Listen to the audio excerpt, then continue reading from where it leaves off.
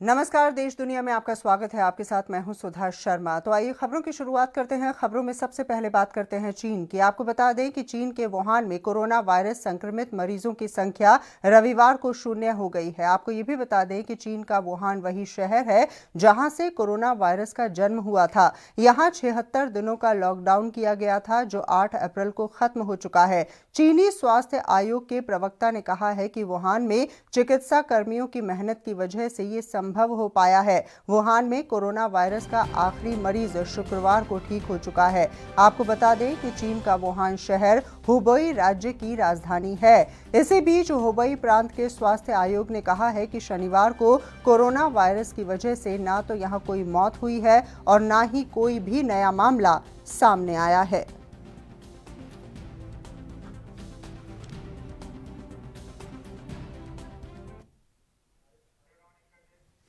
और खबरों में आगे बढ़ते हुए अब बात करते हैं ब्रिटेन की। जी हां, आपको बता दें कि ब्रिटेन के प्रधानमंत्री बोरिस जॉनसन इलाज के बाद कोरोना वायरस के संक्रमण से ठीक हो चुके हैं। वो सोमवार से अपने काम पर लौटने के लिए तैयार हैं। कोरोना वायरस से संक्रमित होने के बाद बोरिस 2 हफ्तों तक अस्पताल में रहे। बोरिस जॉनसन ने अपने कैबिनेट सहयोगियों को बताया है कि वो लंदन के सेंट थॉमस अस्पताल में चल रहे कोरोना के इलाज के बाद अपना काम शुरू करने जा रहे हैं। स्वस्थ होने के बाद बोरिस जॉनसन आत्मविश्वास से लबरेज नजर आ रही हैं। उन्होंने कहा है कि कोरोना वायरस उन्हें हाथ मिलाने से नहीं रोकेगा। बोरिस जॉनसन ने कहा है कि मैं बताना चाहता हूं कि मैं हाथ मिला रहा हूं। आपको ये जानकर खुशी होगी और मैं हाथ मिलाता रहूंगा।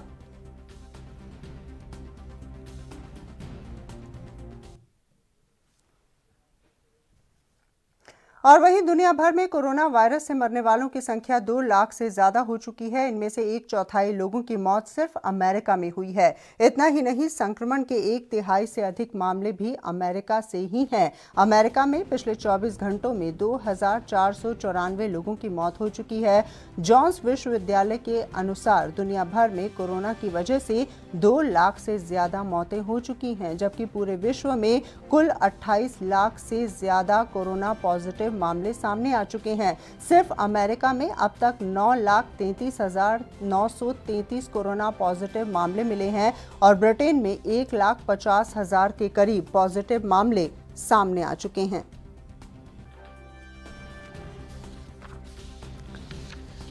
तो एक बार फिर से अपने तमाम दर्शकों के लिए बता दें कि इस तरह से दुनिया भर में कोरोना वायरस से मरने वालों की संख्या 2 लाख से ज्यादा हो चुकी है और सबसे ज्यादा संख्या अमेरिका से आई है।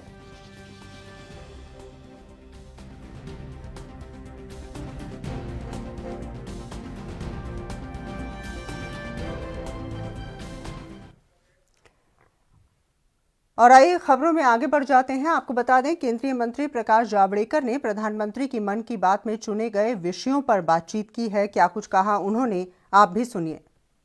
लोग खुद को सफर करते हुए भी दूसरे के सुख का विचार कर रहे हैं और थूकने के बारे में भी उन्होंने कहा कि थूकना नहीं है। मुझे लगता है आज का जो संकट है कोरोना का, उस पर प्रभावी रूप से फिर से संकल्पबद्ध होने की, प्रतिबद्ध फिर से होने के लिए जो आवश्यक मार्गदर्शन था वो आज मोदी जी ने किया है। देश को निश्चित भाया है और देश चलेगा उसी रास्ते पर। और साथ ही आपको बता दें, केंद्रीय स्वास्थ्य मंत्री डॉक्टर हर्षवर्धन ने दिल्ली एम्स का दौरा किया और व्यवस्थाओं का जायजा भी लिया। आप भी देखिए। ट्रॉमा सेंटर को, जिसे हमारी सरकार ने डेडिकेटेड कोविड हॉस्पिटल के रूप में विकसित किया है, उसका पूरे विस्तार से दौरा किया है। यहाँ पर अभी लगभग सारा मिलाकर करीब 300 बेड्स की और रूम्स की कुल मिलाकर फैसिलिटी विकसित की गई है। इस समय 9 मरीज यहाँ पर एडमिट हैं। उस स्थान से लेकर जहाँ सबसे पहले सस्पेक्टेड कोविड का मरीज आता है, उसकी जांच की जाती है और जांच के रिजल्ट आने तक उसको वहीं पर विभिन्न परिस्थितियों में जितनी उसको आवश्यकता है, चाहे वो आईसीयू जैसा बेड हो, चाहे वो एचडीयू का बेड हो जिसे हाई डिपेंडेंसी यूनिट कहते हैं, या उसको अलग आइसोलेशन में रखना हो, आपने देखा कि वो सारी व्यवस्थाएं वहाँ पर की गई हैं।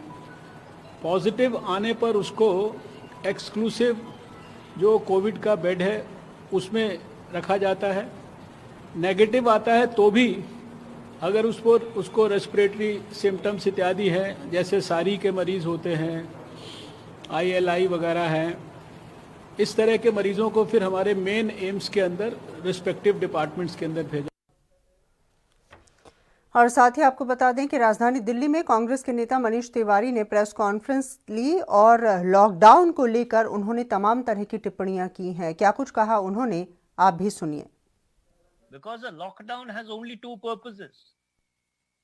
It can temporarily contain the spread of the disease, and number two, give the medical frontline teams as well as government time to come up to speed insofar as capacity is concerned. And if we have not utilized that time properly, then I'm afraid we are on a very, very slippery. और खबरों में आगे बढ़ते हुए अब बात करते हैं उत्तर प्रदेश की। आपको बता दें कि उत्तर प्रदेश के अपर गृह सचिव अवनीश अवस्थी ने प्रेस कॉन्फ्रेंस की और स्वास्थ्य कर्मियों के लिए उठाए गए कदमों का उल्लेख किया। बल दिया है उन्होंने कोरोना में लगे उपचार में सभी डॉक्टर्स, नर्स, पैरामेडिक्स, अन्य स्टाफ को हर हाल में मेडिकल इन्फेक्शन से बचाया जाए, इसके लिए भी उन्होंने पुनः आज निर्देश दिए हैं। कोरोना से जंग में मेडिकल टीम को सुरक्षित रखने अत्यंत आवश्यक है। उनको पर्याप्त संख्या में पीपीई किट, N95 मास्क भी कोविड अस्पतालों में दिया जाए और साफ सफाई हेतु सैनिटाइजेशन के लिए विशेष बल दिया जाए। आपको मालूम है कि कल उन्होंने निर्देश dedicated medical team medical infection के गठन के लिए आदेशित किया था और ऐसा आदेश निर्गत करने के बाद कल ही प्रमुख सचिव स्वास्थ्य ने डेडिकेटेड टीम्स गठित कर लिए हैं जो प्रत्येक जनपद में मेडिकल इन्फेक्शन को रोकने के लिए जो है काम कर रही हैं और उसमें कारगर भी सिद्ध होंगी। आपको मालूम है कि कल समीक्षा के दौरान माननीय मुख्यमंत्री जी द्वारा यह भी कहा गया था कि मेडिकल इन्फेक्शन न हो तो अस्पतालों में जो मौजूदा वेस्ट है, बायोमेडिकल वेस्ट है, उसका सुरक्षित डिस्पोजल किया जाए। इसलिए जो टीम बनाई जा रही है उनमें एक एनवायरमेंट इंजीनियर को भी लगाया जा रहा है जिससे सभी अस्पतालों में इस बिंदु पर भी मेडिकल वेस्ट डिस्पोजल की भी समीक्षा की जा सके। माननीय मुख्यमंत्री जी द्वारा निर्देश दिए कि जो भी अन्य प्रदेशों से हमारे प्रदेशवासी लौट रहे हैं उनको क्वारंटाइन में ही रखा जाएगा और इसके बहुत सार्थक परिणाम निकल रहे हैं। कल हरियाणा से जो है काफी हमारे उत्तर प्रदेश के निवासी लौटे हैं, लगभग 2200 से अधिक, और आज भी हरियाणा से जो है हमारे लगभग 9800 से अधिक निवासी हमारे विभिन्न जनपदों के लौट रहे हैं और कई लोग जो है रास्ते में हैं और हमारे प्रदेश के अंदर आ भी चुके हैं। माननीय मुख्यमंत्री जी ने निर्देशित किया कि जो उन्होंने टीमें वरिष्ठ गठित की हैं वरिष्ठ अधिकारियों की, तो वरिष्ठ प्रशासनिक अधिकारियों की रिपोर्ट मुख्य सचिव साहब, प्रमुख सचिव स्वास्थ्य साहब और डीजीपी साहब, उनकी जो पुलिस अधिकारी हैं और हेल्थ वर्कर्स हैं, हेल्थ के जो सीनियर ऑफिसर्स गए हैं, उनकी रिपोर्ट 19 संवेदनशील जनपदों के नोडल अधिकारियों का फीडबैक लेकर जहां पर प्रभावी नियंत्रण की आवश्यकता है वो कार्य सुनिश्चित करेंगे। और साथ ही आपको बता दें कि भारतीय जनता पार्टी के नेता कैलाश विजयवर्गीय ने टीएमसी के खिलाफ धरना प्रदर्शन किया। उन्होंने कहा है कि पश्चिम बंगाल में स्वास्थ्य के साथ खिलवाड़ किया जा रहा है। केंद्र सरकार जो अनाज प्रधानमंत्री कल्याण योजना के माध्यम से गरीबों के लिए पहुंचा रही है वो गरीबों में नहीं बंट रहा है। जो भारतीय जनता पार्टी के सांसद हैं जो जनता से एकत्रित करके सामग्री गरीबों को बांट रहे हैं उनको गिरफ्तार करके घर में बैठा दिया।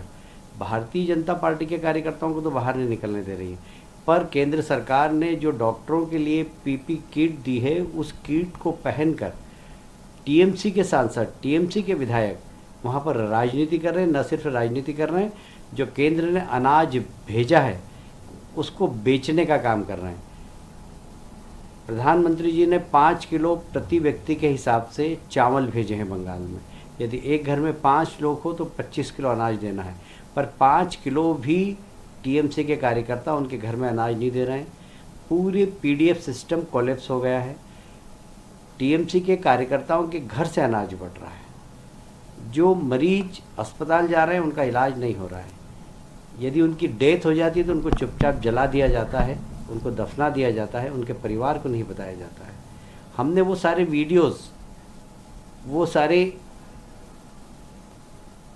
दस्तावेज हमने गवर्नर को दिए हैं। उसके बाद भी ममता जी की सरकार में किसी प्रकार की कोई भी चिंता नहीं है प्रदेश की। आज पश्चिम बंगाल बारूद के ढेर पर है और इसीलिए हमने निर्णय लिया है कि लॉकडाउन है, हम उसका पालन करेंगे। अपने घर में बैठकर हम ममता जी की सरकार का विरोध करेंगे, केंद्र सरकार का ध्यान आकर्षित करेंगे, गवर्नर साहब का। और वहीं दूसरी तरफ जेडीयू के नेता केसी त्यागी ने प्रधानमंत्री की मन की बात में किसानों को धन्यवाद करने पर टिप्पणी की है। साथ ही उन्होंने दूसरे मुद्दों पर भी बातचीत की है। प्रधानमंत्री के निरंतर संदेश हैं कि केंद्र सरकार, राज्य सरकारें, ग्राम पंचायतें, लोकल सेल्फ गवर्नमेंट की एजेंसीज सब इस महामारी से इकट्ठे होकर के लड़ें। ये किसी एक राज्य की, धर्म की, जाति संप्रदाय की बीमारी नहीं है, ये मानवता पर संकट है। प्रधानमंत्री ने न्याय, परोपकार और मानवता की दुहाई देते हुए कहा चित कर रहे हैं कि कोई भूखा ना सोए, और मकान मालिक किराया माफ कर रहे हैं, और मजदूर जहां खुद फंसे हुए हैं वहां उस जगह की जब सारी अर्थव्यवस्था पर प्रश्न चिन्ह लगा हुआ है, अकेले ग्रामीण अर्थव्यवस्था और किसान ही देश की इकोनॉमी को राहत दे रहे हैं। प्रधानमंत्री द्वारा किसानों की प्रशंसा निसंदेह सराहनीय है। मास्क का उन्होंने जिक्र किया कि मास्क पहनने का मतलब ये कदापि ना समझा रहा है, ये आज के दौर का महत्वपूर्ण मतलब सोशल डिस्टेंसिंग और अपनी खुद सुरक्षा, यही मास्क का और दूरी का अंतर है। इसलिए मास्क जो है वो कोई बोझ नहीं है, ये स्वयं नियंत्रण करने का तरीका है। 24 घंटे में 1900 से ज्यादा मामले लगातार और आंकड़े 26,500 के आसपास। ये जरूर चिंताजनक है कि किस तरह से एक महीने के बाद बजाय संख्या घटने के निरंतर बढ़ती जा रही है, जो हमारी चिंता का विषय। और इस वक्त एक बड़ी खबर आ रही है पंजाब से। जी हां, आपको बता दें कि पंजाब के जालंधर से बड़ी खबर इस वक्त मिल पा रही है। साथ ही आपको बता दें कोविड-19 के 9 नए मामले यहां पर सामने आ चुके हैं और 9 लोगों में 5 पुरुष और 4 महिलाएं शामिल हैं। तो इस वक्त की बड़ी खबर पंजाब से, आपको बता दें कि पंजाब के जालंधर से इस वक्त की बड़ी खबर मिल पा रही है, जहां पर लगातार मामले सामने आते जा रहे हैं। कोविड-19 के 9 नए मामले यहां सामने आ चुके हैं। ये भी आपको बता दें कि 9 लोगों में 5 पुरुष हैं और 4 महिलाएं इसमें शामिल बताई जा रही हैं। कुछ देर पहले ही 222 केसों की रिपोर्ट नेगेटिव आई थी। और इस बीच बड़ी खबर पंजाब के जालंधर से एएनबी न्यूज़ के तमाम दर्शकों तक हम पहुंचा रहे हैं।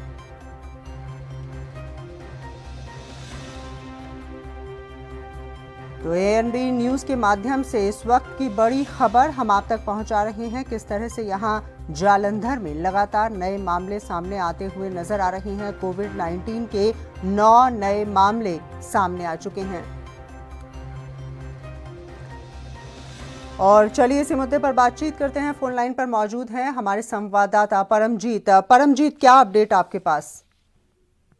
जी, अभी कुछ देर पहले ही जलंधर में 222 लोगों की नेगेटिव रिपोर्ट आई थी। उसके आधे घंटे बाद 9 मरीजों की पॉजिटिव रिपोर्ट आई है, जिसमें से अगर हम बात करें 3 राजनगर के हैं, 2 राजा गार्डन के हैं, एक बत्ती शेख का है, संतनगर का, करोल बाग का और एक मीडिया कर्मी। मैं आपको बता दूं कि इसमें 4 महिलाएं हैं और 5 मेल हैं।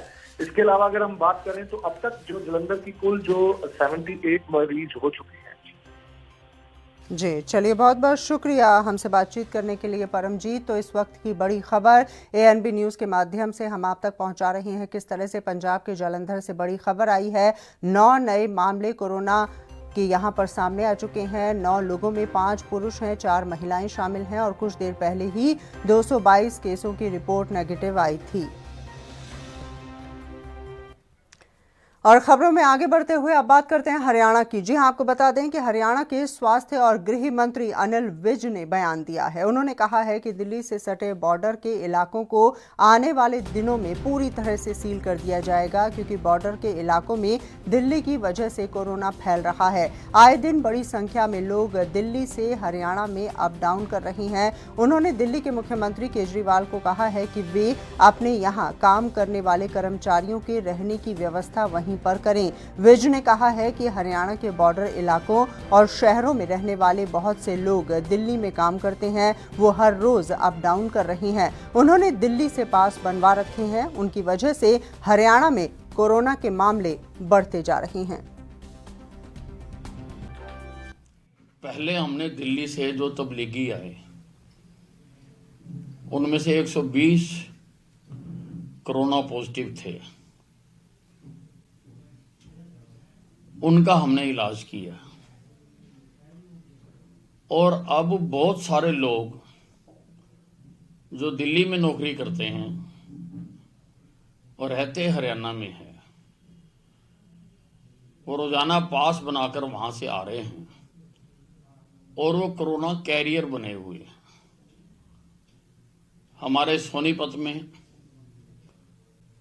लगभग 9 केस ऐसे आए हैं जिनको दिल्ली से संक्रमण हुआ,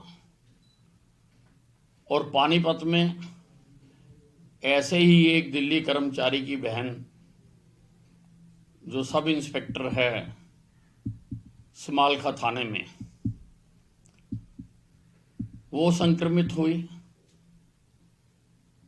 उसका सारा परिवार संक्रमित हुआ और हमें समालखा थाने को सारे को क्वारंटाइन करना पड़ा है। इसलिए मेरी दिल्ली के मुख्यमंत्री जी से ये कहना है कि जो उनके कर्मचारी दिल्ली में काम कर रहे हैं, उनके रहने की व्यवस्था वो दिल्ली में ही करें, उनको पास जारी करके हरियाणा में ना भेजें। इससे हरियाणा में कोरोना संक्रमित। और वहीं साथ ही आपको बता दें कि हरियाणा के रोहतक पुलिस के STF स्टाफ ने 25,000 के इनामी बदमाश को गिरफ्तार करने में कामयाबी हासिल की है। बदमाश हत्या के मामले में सजा याफ्ता है और यमुनानगर जेल से पैरोल पर आने के बाद वापस नहीं लौटा। पुलिस को काफी दिनों से उसकी तलाश थी। फिलहाल उसका कोविड-19 का टेस्ट कराया गया, जिसके बाद उसे अदालत में पेश भी कर दिया गया। जिले के घिलौड़ गाँव का रहने वाला विकास हत्या के मामले में यमुनानगर जेल में उम्र कैद की सजा काट रहा था, जिसे जेल से पैरोल मिली थी, लेकिन वो पैरोल की अवधि समाप्त होने के बाद वापस जेल नहीं पहुंचा।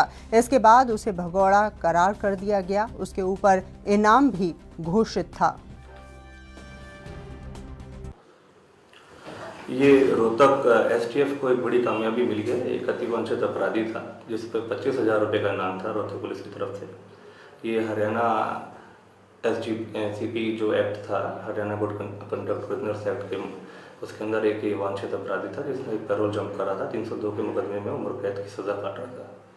तो उस दौरान इसकी इन्फॉर्मेशन हमें STF को मिली, जिसमें रोहतक पुलिस की तरफ से, रोहतक STF की तरफ से एक गुप्त इन्फॉर्मेशन पे रेड कंडक्ट करी और इसको बहादुरगढ़ से आज सुबह गिरफ्तार करा गया। सर, जिस तरीके से कोरोना महामारी फैली हुई है, तो इसके इस संबंध में भी कोई जांच करवाई? हाँ बिल्कुल, उसके मद्देनजर हमारे पास जो उच्च अधिकारियों के द्वारा भी पहले दिशा निर्देश हमें मिले हैं कि किसी को भी अगर इस तरीके से पकड़ा जाता है तो उसकी सारी ट्रैवल हिस्ट्री, उसकी पुरानी वो कहाँ कहाँ किन से मिला, कैसी कैसी जगहों पर रहा, मीनवाइल उसके बारे में पूरी जानकारी हम संयुक्त रूप से लें और शेयर भी करें और उसकी प्रॉपर तरीके से जांच, मेडिकल जांच कराई जाए, जो कि रूटीन में मेडिकल होता है। लेकिन इस पर्टिकुलर जो कोरोना के संबंध में भी हमारी सारी जांच जो मेडिकल होंगी बिल्कुल संभव तरीके से कराई जाएगी। किन किन धाराओं के तहत ये अंदर गया तो पिछले रिकॉर्ड इसके ऊपर 2014 में एक मर्डर का मुकदमा था। इसने अपने साथी के साथ मिलकर एक मर्डर किया था अपने गांव में लोड साइड में, और उसके तहत इसको उम्र कैद की सजा थी, जिसमें ये दूसरी बार अब जो पैरोल पे आया है तो इसने पैरोल जंप किया, जिसके तहत मुकदमा दर्ज हुआ रोहतक सदर थाने के अंदर। उसके अंदर इसको अब आज सुबह अरेस्ट करा गया है, उसमें 25,000 का ये इनामी था। और वहीं हरियाणा के हिसार जिला को ग्रीन जोन में शामिल कर लिया गया। इसके बाद हिसार वासियों में काफ़ी ज़्यादा खुशी देखने को मिली, लेकिन कुछ देर के बाद ही हिसार के लिए चिंताजनक खबरें आनी शुरू हो गईं। पहले ज़िले में एक और फिर दूसरा केस कोरोना पॉजिटिव कंफर्म हो गया। इस बार चिंता की बात अधिक है क्योंकि दोनों केस बिना किसी लक्षण के कोरोना वाले हैं। तो एक बार फिर से अपने तमाम दर्शकों के लिए बता दें किस तरह से हिसार से ये खबर आई।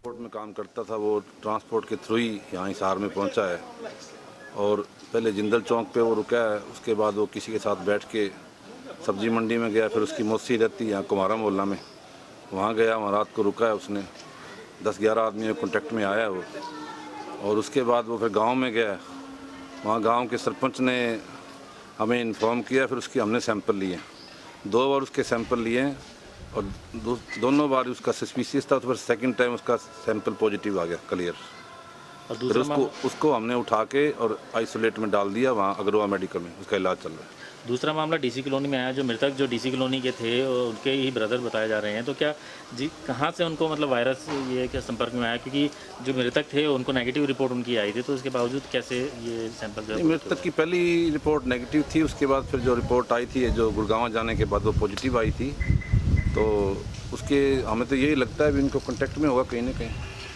तो और उसके बाद हमने इनके टेस्ट कराए थे, वो नेगेटिव थे।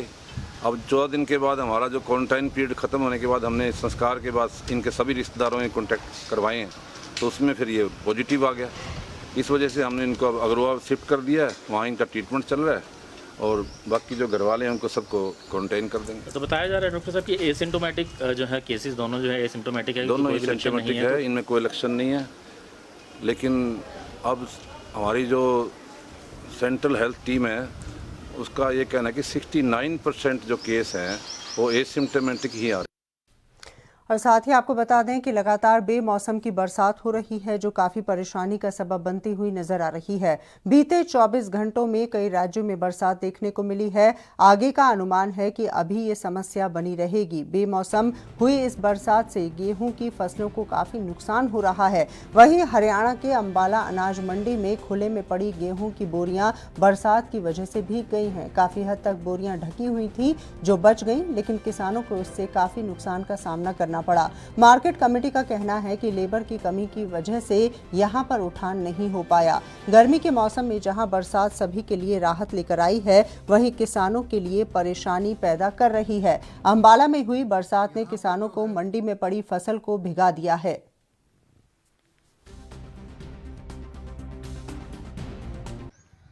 यहाँ पर जो है कोरोना महामारी की वजह से हमारी प्राथमिकता थी कि जितना जल्दी से जल्दी हो सके हम अनाज को मंगवा सकें, ताकि किसान जो हैं अपनी फसल को यहाँ ले आएँ और हम उनको सुरक्षित तरीके से घरों में भेजा जा सके उनको।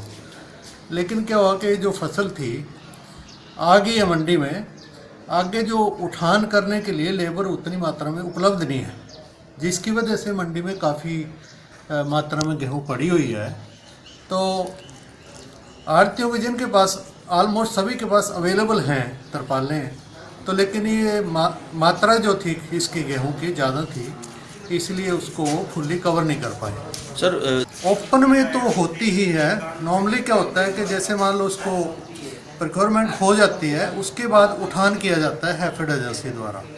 लेकिन ये देखने में आया है कि यहाँ से लद जाती है, लेकिन लदने के बाद वहाँ पर गेहूँ जो है उतार नहीं पाते।